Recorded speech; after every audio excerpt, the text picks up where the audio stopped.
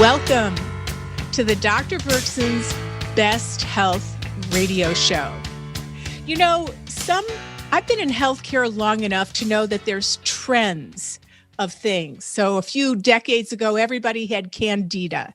And now people have mast cell issues and histamine issues. There's trends of our knowledge base of health and, of course, alternative health.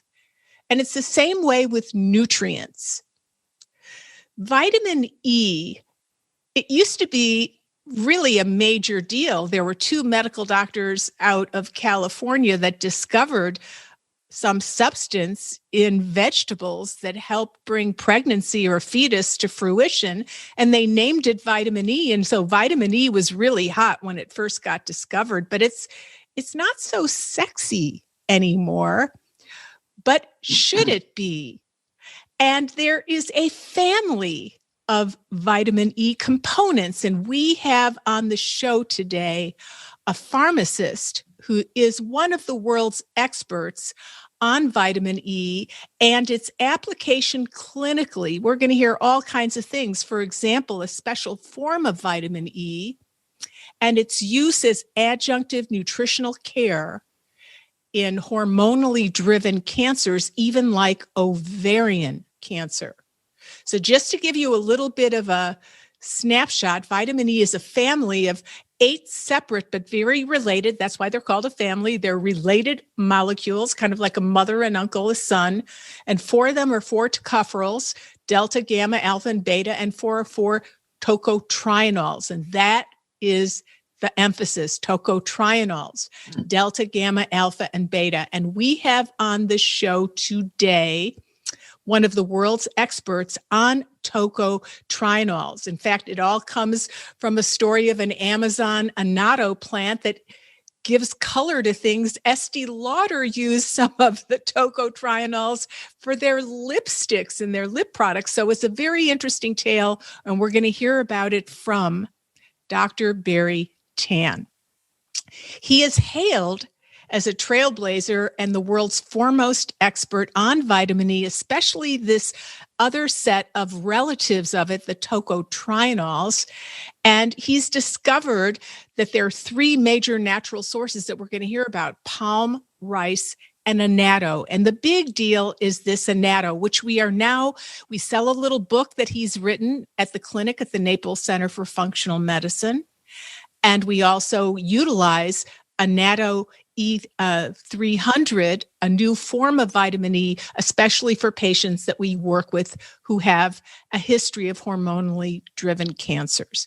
So Dr. Tan, and I'm going to call him Barrie or Dr. Barrie, earned his PhD in chemistry, biochemistry from the University of Otago in New Zealand. In New Zealand, one of the most beautiful places on the planet that seemed to really have their act together with COVID, didn't they? Mm-hmm. And then he spent several years as a professor at the University of Massachusetts. And in fact, today, I'm here in Austin, Texas, and Dr. Tan, who's rather adorable, is sitting in Massachusetts himself.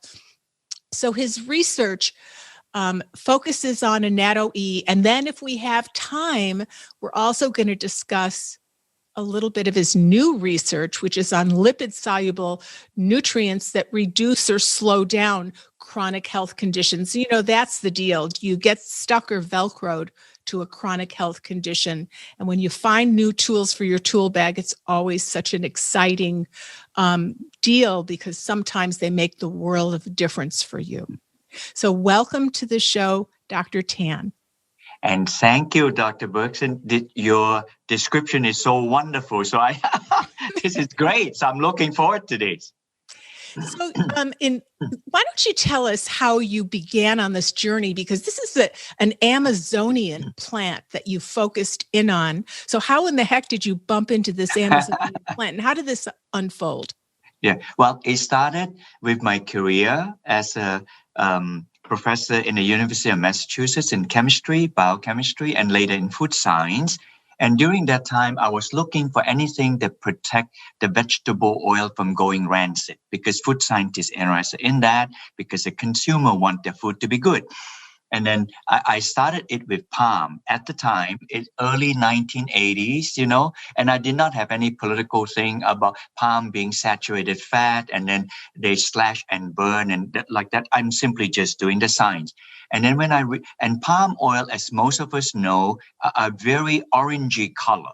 So I have to remove the vegetable oil, remove the carotene, and then I still have something like 0.5% in the bottom. I didn't know what it was. So I did some work and found, the carotene was the color, right? Yeah, you remove the carotene, it gives it its color, the carotenoids. Yes. So those were the carotenoid colors in palm oil almost make it look like carrot, same kind of carotene. But then I figured out that the Malaysian industry removed the color. So, wow, these are good stuff to remove. So I get sucked into doing the research on this. So I did spend a fair bit of my time doing the carotene type research. But when I removed the oil and removed the carotene for which I was studying, I saw this small amount of things have high antioxidant.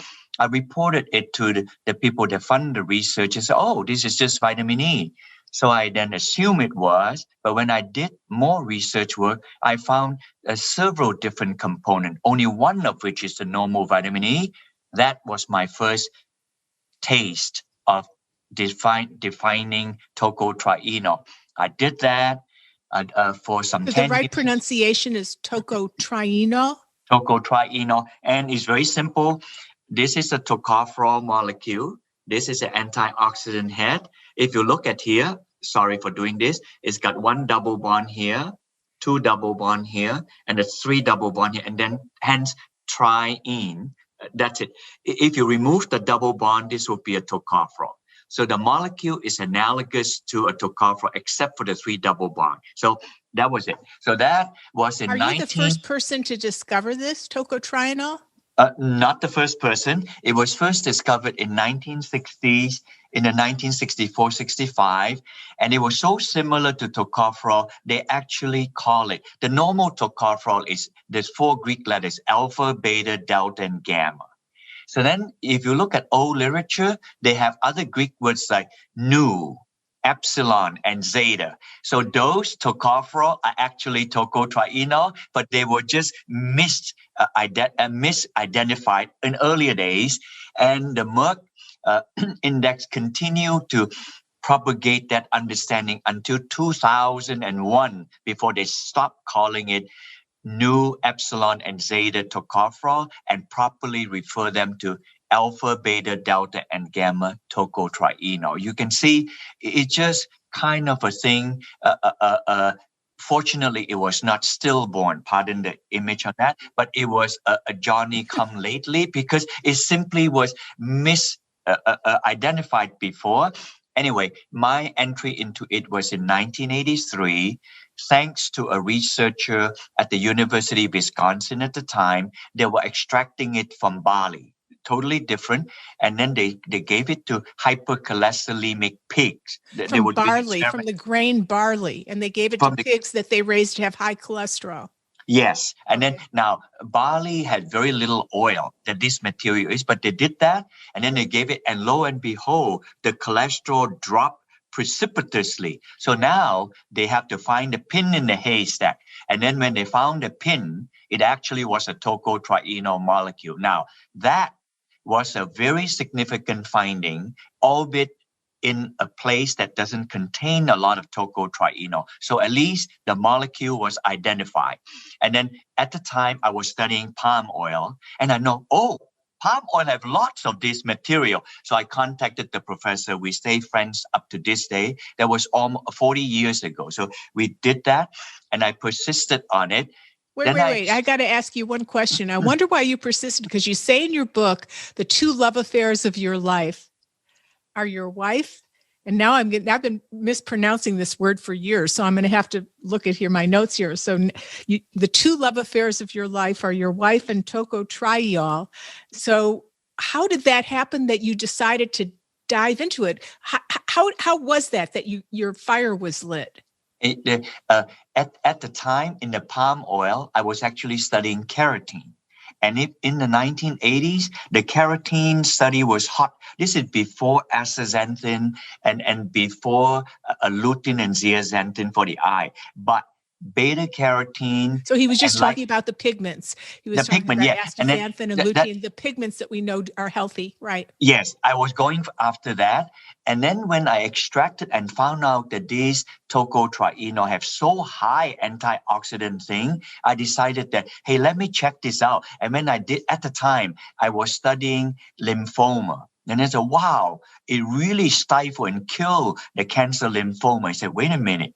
This thing was this in an animal model or was it in animal model at the time in animal model? So and then when animals raised to have lymphoma, you gave it tocotrienols, and then the cancer would go into remission. Yes, and now to help that also that you have spent time to say the word tocotrienol, just call it T3 for now. Okay, because I'm having T3. trouble here. Okay, thank you so much. T3. You just saved me. and so when we did that, and then it helped, then I decided that, I may change my course slightly differently. So I did that.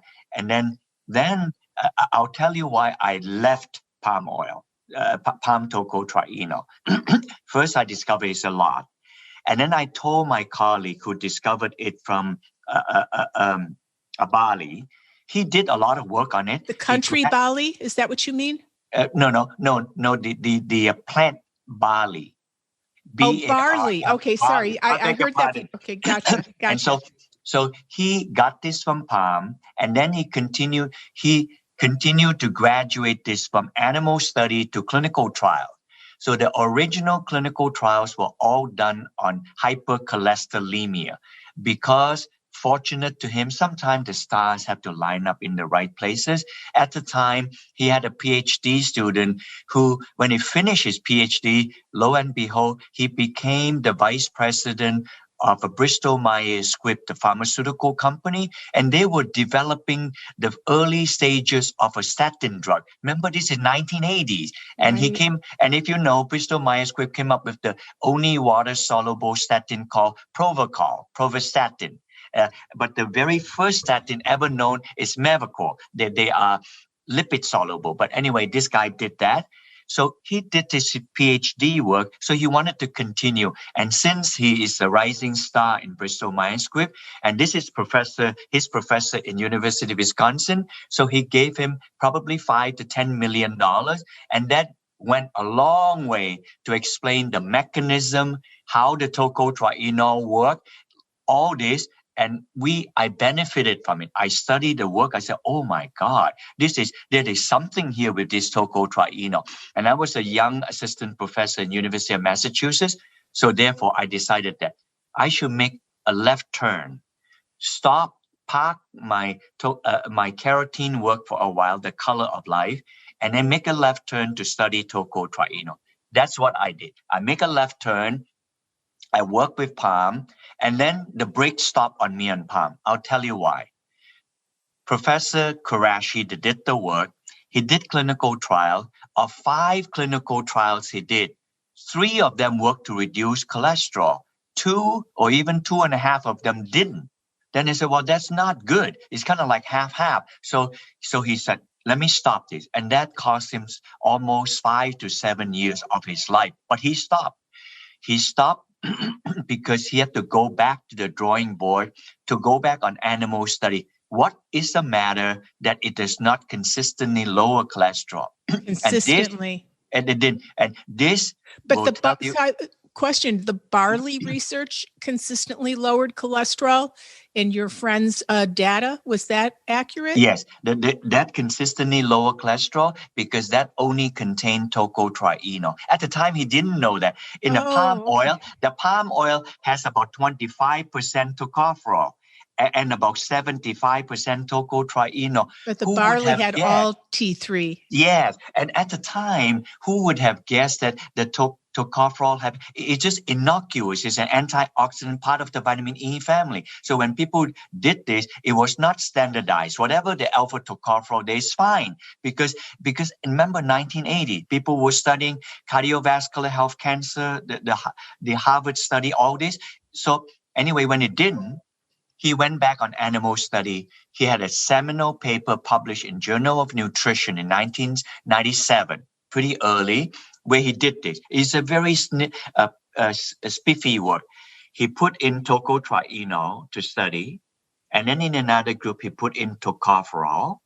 So they are mutually exclusive because of different groups. The two different family members of the vitamin E family. Yes. And then he didn't stop there.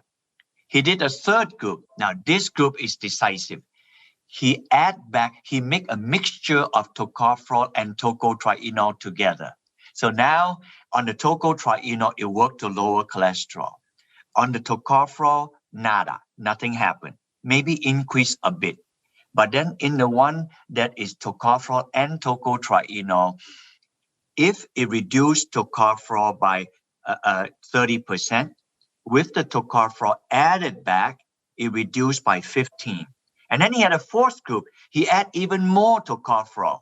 And then it completely negate the ability of the tocotrienol to lower cholesterol. So for the first time, he found that alpha tocopherol interfere with the function of tocotrienol. So if you're taking a combination vitamin E product and you want to have the T3 with the tocopherols, it would negate the heart protective action or the cholesterol balancing activity of the tocotrienol. Now, I spend the rest of the 20 years explaining to people, and I don't mind doing that because I have the patience and the zen to explain to a customer and scientists alike. Oftentimes, there's an edict out there saying that if you can make one substance, which is kind of like pharmaceutical type thing, then you attack it and then something severely is addressed. But in the world of plant, they make a whole host of keratin, a whole host of vitamin E, a whole host of phenolics, and the combination is supposed to be synergistic and do better. What you're saying is in science with our mesmerization with randomized trials, we only test one constituent.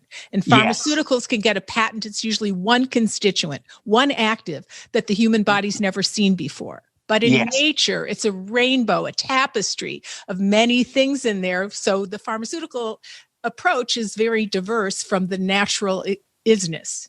That is true. So I know that is very ingrained and that is correct.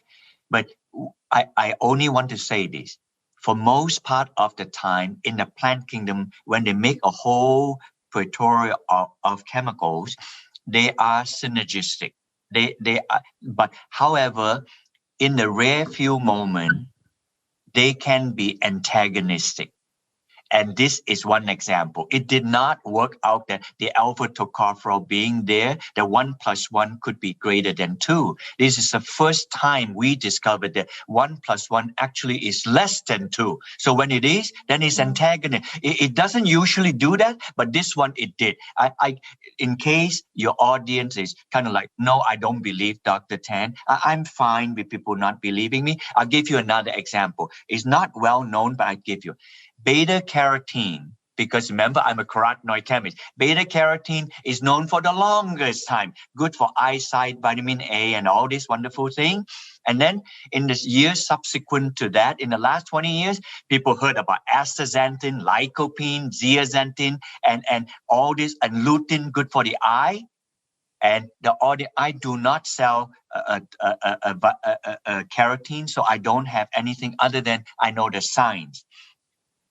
If you take lutein and astaxanthin, which are good things, with beta carotene would interfere with the absorption of lutein and astaxanthin. That's another antagonism example. That is huge. Does this have any, so everyone got excited a number of decades ago about beta carotene, and then the epidemiologic studies started to show that if you took beta carotene and you were a smoker, that this increased your risk of getting lung cancer. So people got, whoa. Does that have anything to do with what you're talking about? The underlying mechanism?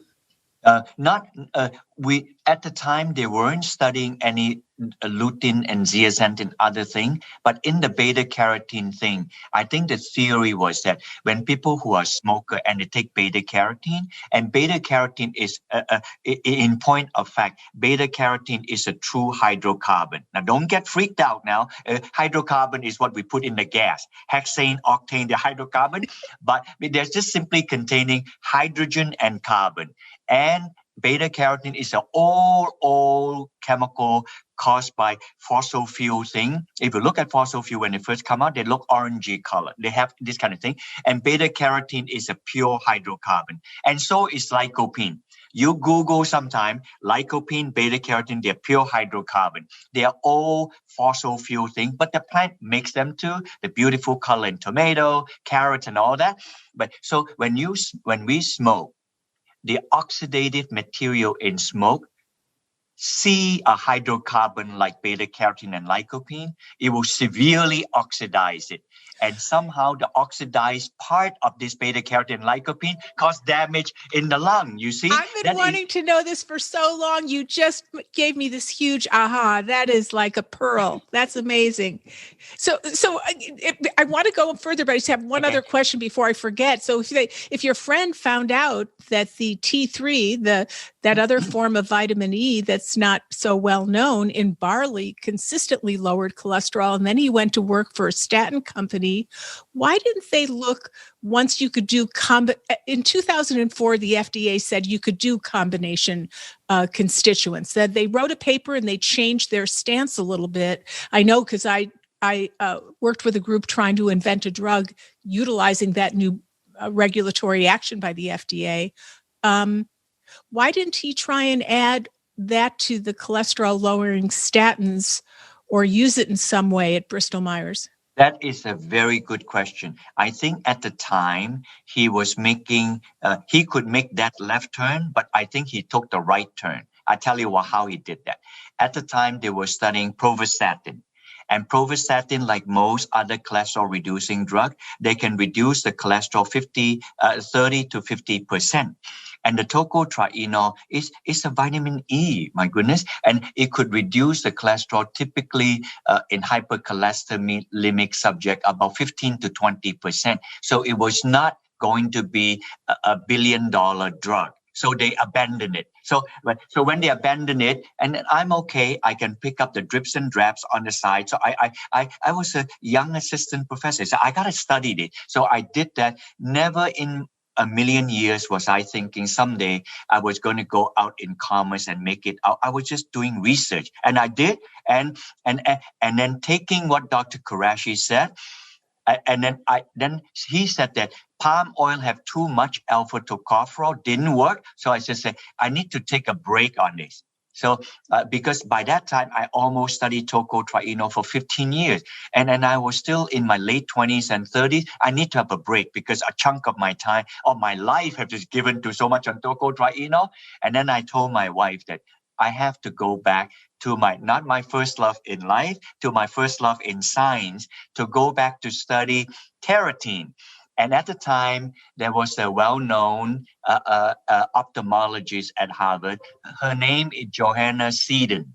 And she was the first, now it's commonplace. She was How do you spell that, her last name? Seddon. Thank you. Johanna Seddon. And I don't know if she's still in Harvard, but she was. And she was the one that studied the retina of the eye, flanking from the macular eye and flanking out. It was loaded with lutein and zeaxanthin. You'll know exactly where I'm going with it. This is in the 1990s. People don't know much about it. Today is all over the map. Good for the retinal, blue screen, and also for macular degeneration, elderly like that. So I just thought, okay, I'm going to make a switch in my research. I'm going to look for the world giant, large marigold plant where the petals, I can extract lutein and zeaxanthin. Now everybody knows to do that. So I flew to South America. I'm telling you a fate in my life. I flew to South America looking for the giant marigold plant so that I can get to this carotene called lutein and zeaxanthin for the eye and park the tocotrienol aside. I did. I found a giant plant, and that picture is in the book there. And believe it or not, literally 20 feet away from me, I saw the Annatto plant. And then I was curious. The Annatto plant, Annatto. Oh, The okay. Annatto plant. This is all about the Annatto plant. So you got to get this word right. And look at this plant. This plant, he's got pictures. If you're going to watch this on YouTube. So you can see this. This is so beautiful. And the British named this the lipstick plant. Is simply Annatto plant. If you want to see this in botanical garden, let me tell you 2 or 3, you can see it. You can see this, surprisingly, inside the Bronx Botanical Garden. But it's inside. It will just freeze to death if it's outside. In the Tampa Botanical Garden, and somewhere in San Diego and LA, and quite a fair bit in botanical gardens in Florida. It needs to have warmer climate. And you see this? I saw the pot open, and then the beautiful color. Then I said, wow, that beautiful color sure looked like a carotene. And sure enough, the big sin is a carotene. And then my mind flashed back. Again, this thing looked like a hydrocarbon. And then the sunshine on it, oxygen, is going to decompose no time. But then the color did not decompose. Then I said, wait a minute. There got to be something that is protecting the color. And the plant is not telling me. They don't speak. They don't have a heart. They don't have a soul. They just, you have to figure it out. Then I said, I think I'm going to figure it out. Just to let you know that this is an Amazonia plant. I have another plant. I took on the Tampa Botanical Garden. See the seed here, and then the tiny frog here. The whole frog is about the size of a dime. So this is an Amazonian tree frog. If you Google Amazonian tree frog, it was first discovered. This frog always stay up on the tree, never come down to the water. And that's why they discovered the frog is so small, they just swim from side to side. Anyway, that is just to show you that plant come from Amazonia, even though I took the picture in Tampa. So I found out, that was in 1998, 99. Remember, I went there to look for lutein, zeaxanthin, marigold, and I came back with Annatto, not knowing why I came back with it, probably some carotene. So you just saw this plant near the marigold flower that you were searching for, and it caught your eye, and you wondered why the red color wasn't dimming, and you thought there must be something protective, so you took it back home to you in Massachusetts. Yes, and then I analyzed it. And then when I analyzed it, I was just shocked beyond words. And when I did that, I said, my God. And I was expecting it to be some polyphenolics. They're antioxidant, but it was not. And then I found out that first, I'll make 3 statements. First, there is no tocopherol, 1. And 2, it only contains tocotrienol. It is true. I will vouchsafe it hundreds of, we have analyzed it thousands of times now, never change. No tocopherol, only tocotrienol, and wait till you hear the third one. It contains the 2 most potent vitamin E tocotrienol the earth has ever made, and it's delta tocotrienol and gamma tocotrienol. I knew at that time my fate was sealed. I never expect to go back like this. This is so serendipitous. And so I told my wife, I said, I got to work on this, and I did. So to tell you the last 20 years, we figured it out. And my wife is not a chemist, but she'll come in and she'll say something. So at one point, I tried to do that in the lab. I figured out how to extract them. And then she's a lover and hugger of Whole Food stores, stuff like that, as many women do. Then I said, Barrie, you're not going to use any solvent to extract this, right? Because you took so much time to trouble on doing this. You must find a way to do this that is good, healthy, and wholesome for people. Then I said, you just made a request. It's going to take me many years to figure out. So it took me another 5 to 10 years. So today, I'm God bless your wife. God bless your wife. And I have to say, when your staff was first setting up the sound and lighting and everything like that, and the pictures of the Annatto plant were behind you, I have to say, opened up, it looks a lot like a vagina. I mean, have you heard that? I mean, doesn't it? No, but It looks just like a vagina. I'm happy Giving that you birth said to it this and I information, this healing information. Anyway, now people are going to want to go to the YouTube and see this visual. You better go. Hold that up just one more time. Could you do that? Yeah. Okay. Which one? The one with the frog or without the frog? The one with that one right there. That looks just like a vagina, and it's given birth to the most potent T3. Wow. Paltrow. So how did you then discover the clinical uses of T3 in patients, and how did you link it up to being an adjunctive tool in ovarian cancer, for example? Yeah. Now, at the time, we had a lot of animal studies, only a few studies on the hypercholesterolemia thing.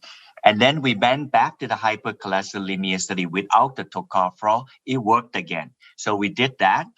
And then we did study people with metabolic syndrome. And today, to make it short, because it's so many years in between, so we have done clinical trials on chronic conditions. I'll get to the cancer thing. I know I'll put that last. It is the best indicator. I'll put it last. But the general thing is tocotrienol is particularly good for chronic condition. And we have done clinical trials. I'll be happy to send you any of these clinical trials if you wish on hypercholesterolemia, metabolic syndrome, meaning people who have type 2 diabetes, meaning pre-diabetes. And we decided that since they work on all those, let's directly study. Right now is an onslaught of tsunami coming of people who have fatty liver disease called NAFLD, non-alcohol fatty liver disease. And if they're severe, then become NASH. So these are all chronic conditions like that. And my colleague, a woman professor in Texas, she persuaded me, Barrie, why don't we study postmenopausal women with osteopenia before they become osteoporosis, as well as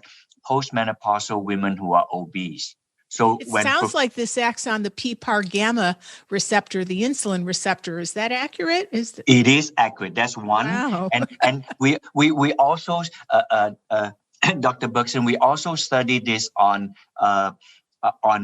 C-reactive protein, severely drop the inflation. We studied many, and many, and they're all clinical. What a helpful thing to know as a tool clinically. Yeah, okay.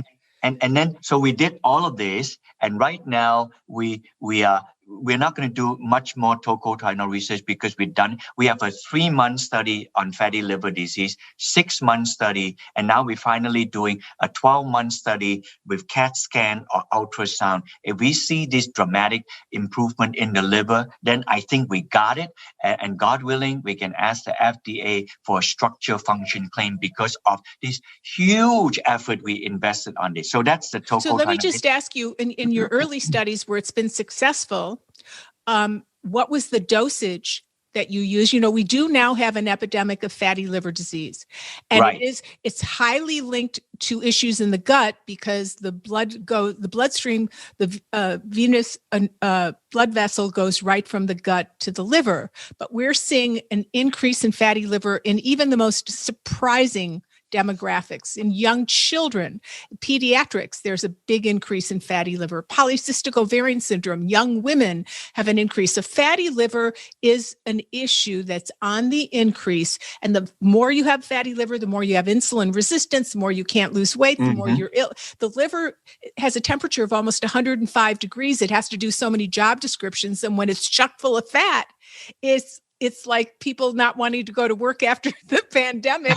Your liver no longer wants to go to work. It wants to stay home and just do video games, and it doesn't want to work. So can you say how quickly that reversed it and what was the dosage that you used? Okay. I like the fact you said, I think the liver performed no less than 700 functions. So that is very, very important. In all the clinical study we did, we use dosages somewhere between 300, as low as 200, all the way to 600. On the fatty liver disease, we use 600.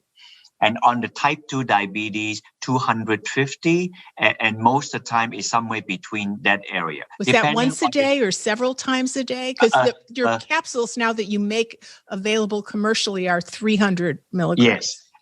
Once a day, if it's 600 milligrams, then twice a day.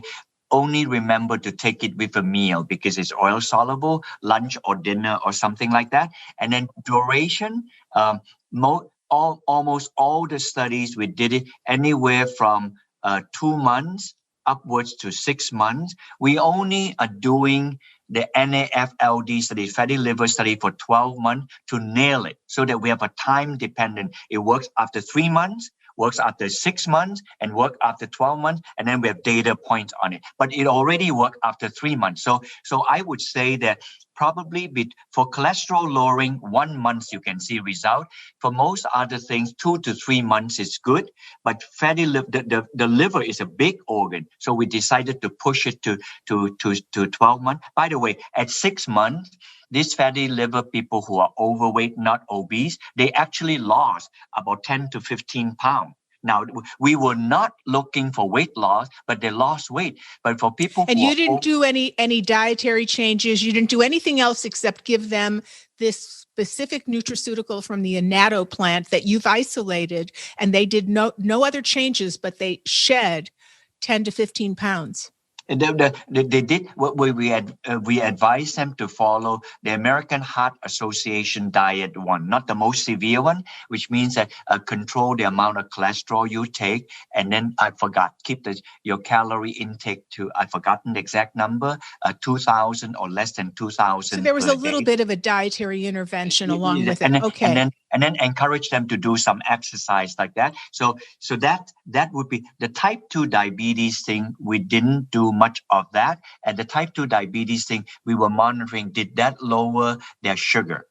Did that lower the HOMA's score, which is an insulin sensitivity function of the of the insulin, and all that work. So because in diabetes, you want to see if the insulin continued to function well, or continued with dysfunctional. So it improved its functionality of the insulin. So that was very pleasing to me. So did you do this in type 1 diabetics?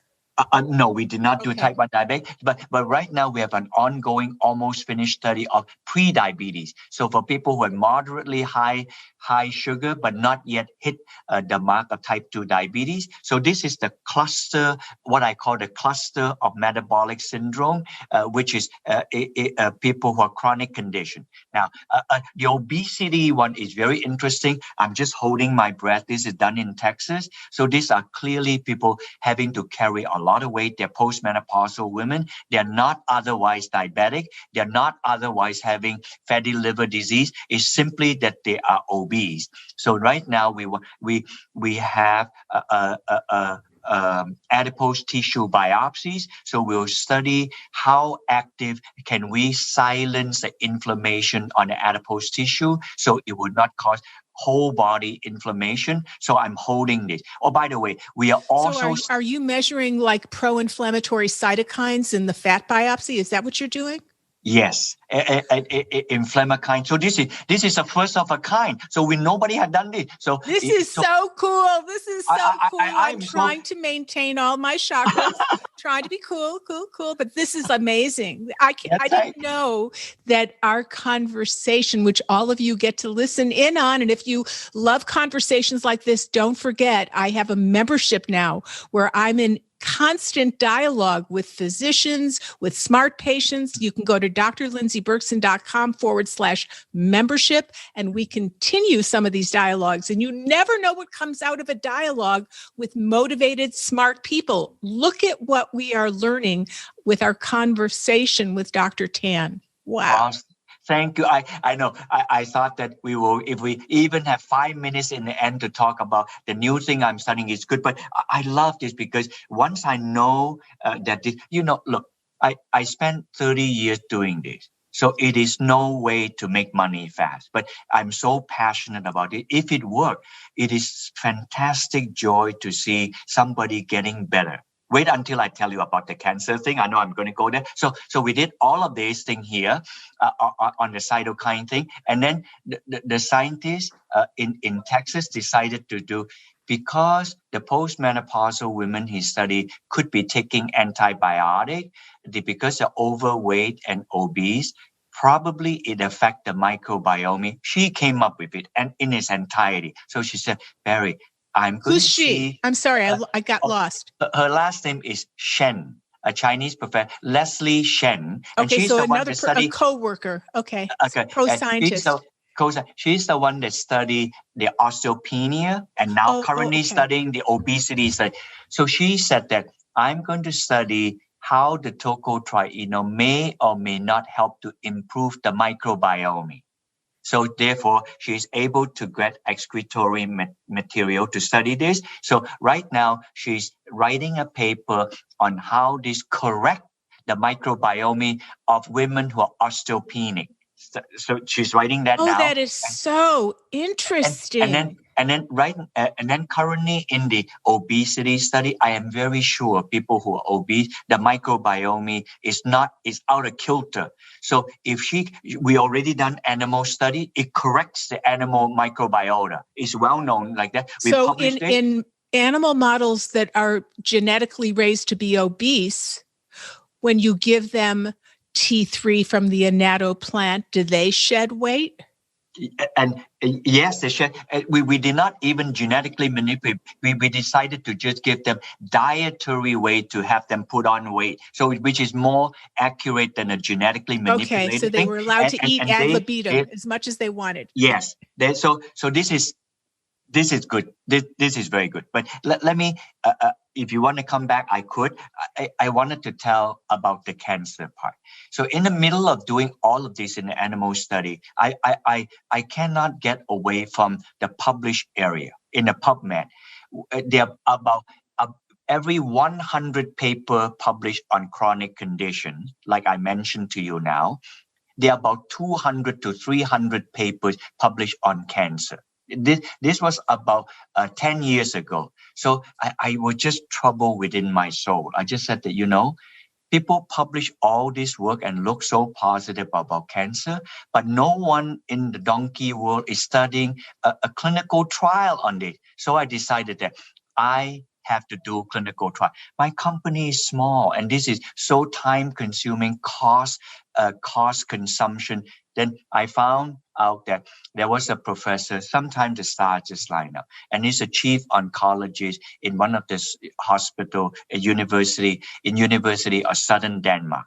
He had done he's about 10, 15 years older than me, many years of doing clinical trials, mostly in pharmaceutical. I sent him the papers and then he called me back and said, Barrie, we are going to conduct 5-6 clinical trials on it. I just fell off my chair. I said, I don't have that kind of means financially to support maybe one study. He said that, did I ask you for money? He said, no, you didn't. He said that. So he got grant from the Danish government. Can you imagine that? So right now, I tell you, the Netherlands is quite extraordinary. I look to them for a lot of things, and boy, this is pretty exciting to hear. So you just reached out to him, you showed him your research, and he said, we're going to get a grant from our government to test the T3, the tocotrienol, along with cancer. That's amazing. That is all faded. And then, so there's only one trial in the U.S., in University of Southern Florida in Tampa, and that oncologist is studying, GI tract oncologist is studying pancreatic cancer,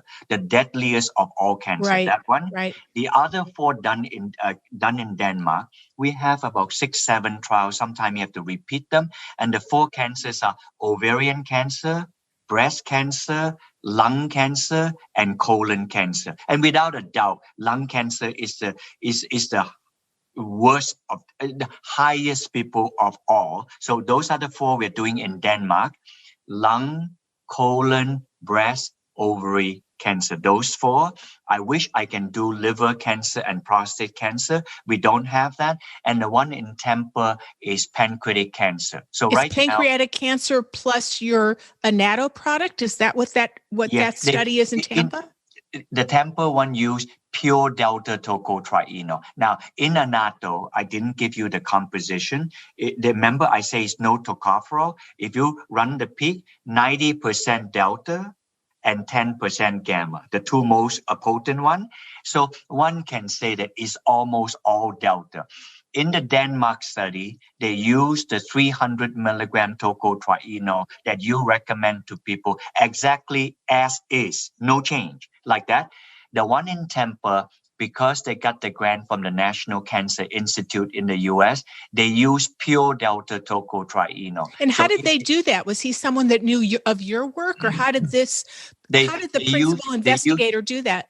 Okay, they use our Annatto tocotrienol as a starting point, and then they use a company. They do decoction. They systematically strip off everything else. So there's a pure delta tocotrienol drug, but the delta tocotrienol is from Annatto. But since then, they have approached us directly. If and when they did you meet him at a party, or did you bump into him, or how did you guys connect? About 20 years ago, he just emailed me. He saw our research and said that I think that you are making the substance we want. So like that. And so now, when something's meant to be, it just is. Okay. So right now we are very gung-ho. And the first of all of those trials clearly is ovarian cancer. It is and allowing stage 4 cancer patient. In other words, for those who are on placebo, no, not placebo, by the way. They have to take standard of care drug, which is a anti-angiogenesis drug. It's just slipped my mind the name of it. It's well-known drug. And then they take the same standard of care drug plus tocotrienol. That's all it is. So they're adding the Annatto 300 milligrams to the standard of care. Yes. So just the two groups, they cannot have a non-drug taking, right, because that wouldn't be ethical like that. So in doing that, after 6 months, the one that are on standard of care, they are not around. It's over like that. They do not live, because it's stage 4. And for the one... So stage 4, for those of you who don't know, most of you know, it means it's traveled outside the primary tumor and the patient is fighting for their life. It's metastatic cancer. So it's stage 4. And they sometimes use the word they're under palliative care. They're suffering with a lot of pain. So I'm very sensitive to this, and I do not trouble the oncologist. Whatever the result is, I just want to know, does it help or does it not help? And then for those who take standard of care and tocotrienol, and 60% of them were still surviving after 6 months, and 25%, 1 in 4 still surviving after 2 years. Then I said, wow. And then in that country, the nurses have a lot of power. So when the study completed, so that means it stopped. But the nurses said, you can't stop giving it to the patient just because the study stopped. I have no say in it. So they say that, can we continue to give? Hey, you do whatever. We'll just continue to provide. So the patients that are 2 years out, because of the phenomenal nurses that they have in the Netherlands, they recommended that the patients continue taking the T3, and they have. Yeah, and even though the study have completed. Okay. Yes, and so right now. And you have that documented, right? Even though it's not a study, the nurses say we told them to keep taking it, and they're still purchasing it. I wonder, because some things, like we're learning that estrogen, if you just had it for a year or two, protects your breasts for the next 20 years. So I didn't know if Annatto 300, if you took it for a while, would be protective even though you were off of it, or whether you need to continue taking it to maintain that protection. Can you address that, please? Yeah, I think that one here, we don't have it documented in the study because the editor won't allow that. The editor said that, what did you do? What are the results? And what are your conclusions? So we just have that black and white. We just know that from interactions with them. And right now we are designing the study better on the ovarian cancer.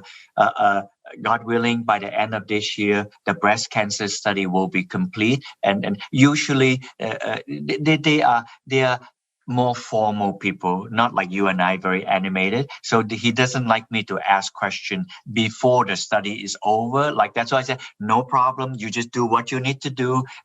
We will patiently wait. We work with them, Dr. Percy, we have worked with them for almost 10 years. So this is a slow train coming. So if the train comes and you have the data out, what is there not to like? This is a natural compound, and we're making. And by the way, these are stage 4 cancer patients, so they are taking 300 milligram 3 times a day at breakfast, lunch, dinner. Now, this is not to say that if you're a stage 4 cancer patient, then please do that.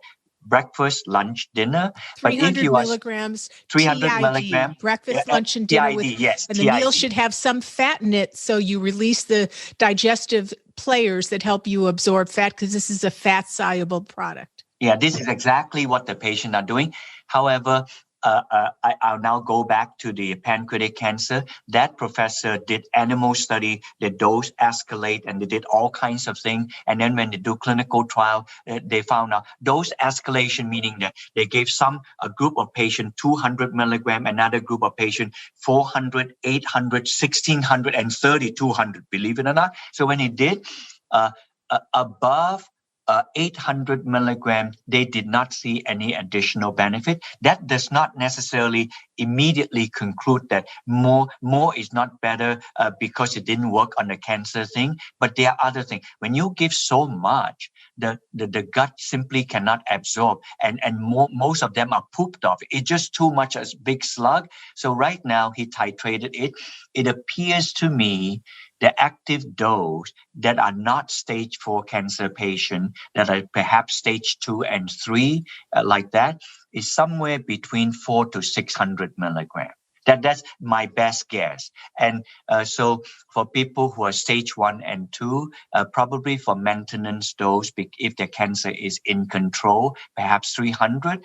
Look, it is not a drug. The thing is not terribly expensive. So if I take it because I have genetic hypercholesterolemia. You're looking at me, 5'4", 125 pounds. I take about 300 to 450 milligram just to control my LDL not overly oxidized, and my C-reactive protein is low, and my cholesterol did not drop dramatically, only about 5-10%, because my cholesterolemia is genetic hypercholesterolemia, not dietary hypercholesterolemia. So I'm good with that. So God willing, I will have continued health. My cardiologist say I'm fine. So, well, is your coloring, and not everybody can see you, so not everybody's looking at this on YouTube, but your coloring is phenomenal.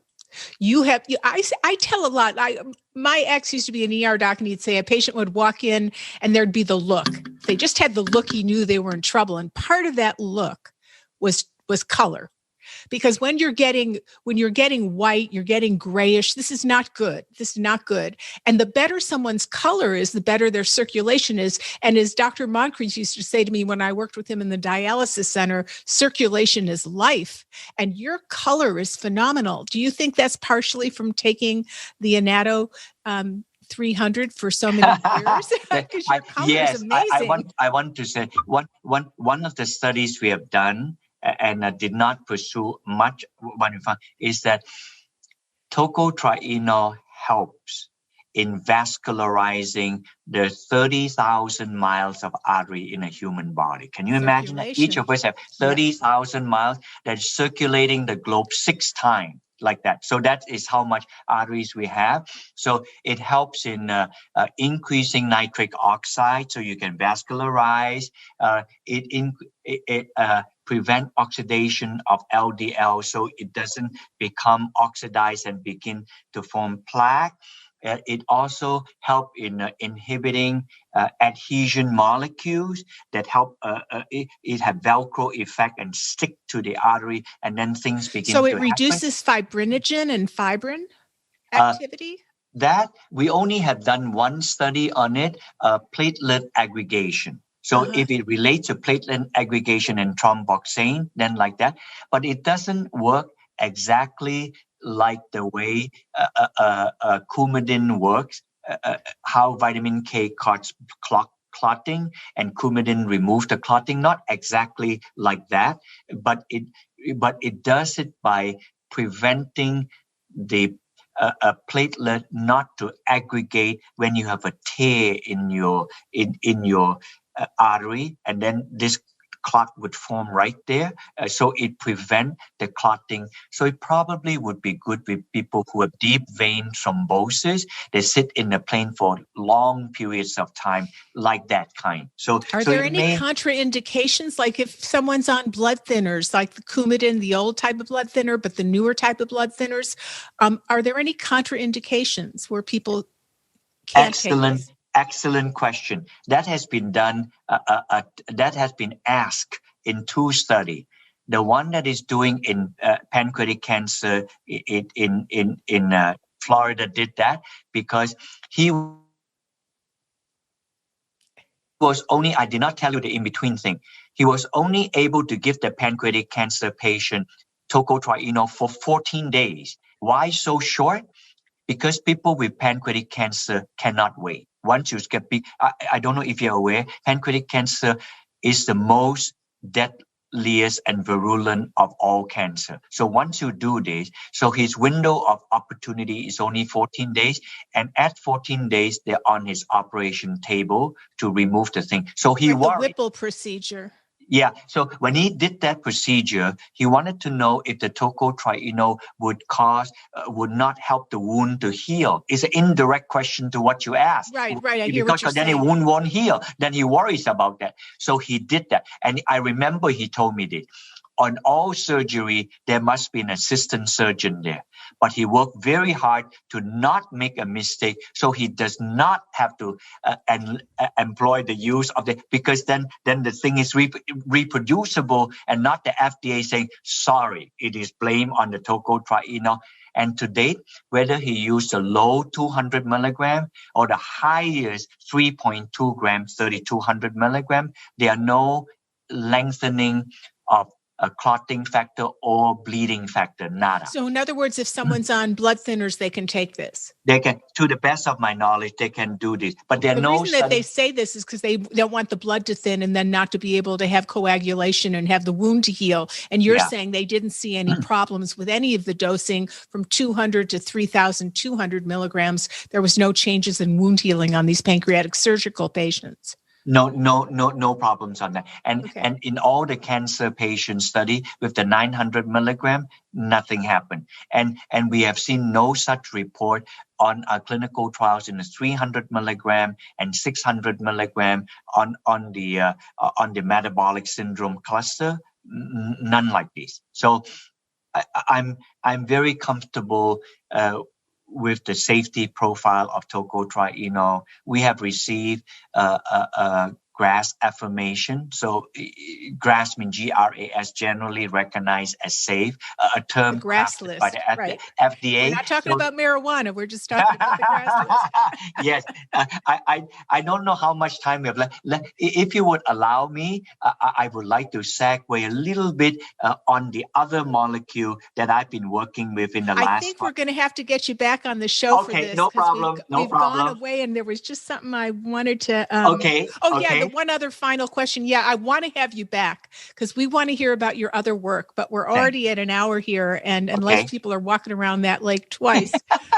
But you mentioned that this was a nitric oxide booster, and as we age, we make less nitric oxide, and nitric oxide keeps our blood vessels healthy. And the number one cause really of death of many of us is related to coronary vascular heart disease. So, but the way Viagra works, I just got to ask this question, is that it really boosts nitric oxide. That is one of the ways with men with erectile dysfunction get a benefit from the blue pill.